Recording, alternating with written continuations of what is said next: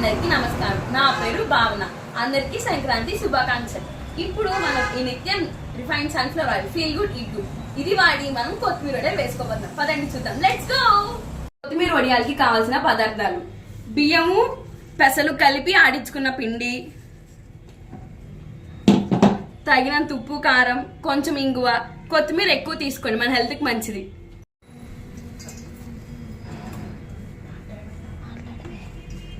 First ఈ కొత్తిమీర అంతా ఈ పిండిలో వేసుకోవాలి. నీట్గా వేసుకోండి.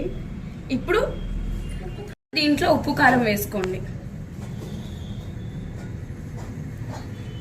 కొంచెం ఇంగువ, మనకు అది నీట్గా రావడం కోసం కొంచెం బేకింగ్ సోడా. దీంట్లో కొంచెం నీళ్ళు తీసుకొని చక్కగా కలుపుకోండి.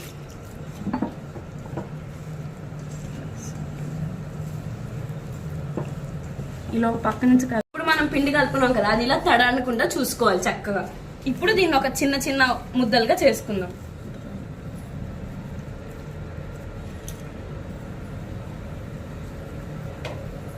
చూసారా ఎంత నీట్గా ముద్ద వచ్చిందో?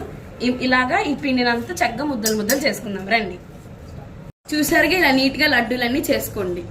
ఇప్పుడు ఇలా ఒక పేపర్ తీసుకొని దానికి కొంచెం ఆయిల్ రాసుకొని దీని మీద పెట్టి నీట్గా ఒక రౌండ్ షేప్లో ఒత్తుకోవాలి.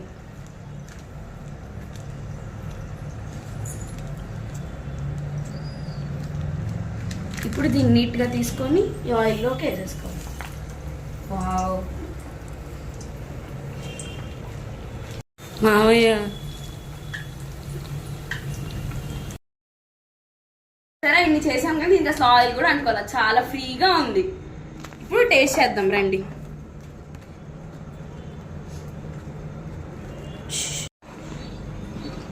వావ్ చాలా బాగుంది.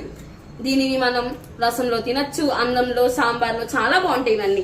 ఇది నాకు మా నాన్నమ్మ నేర్పించిన రెసిపీ. రండి మా నాన్నమ్మ కూడా ఒక ముక్క పెట్టి చూద్దాం.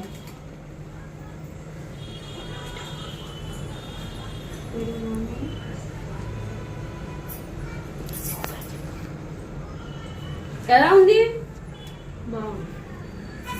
సూపర్గా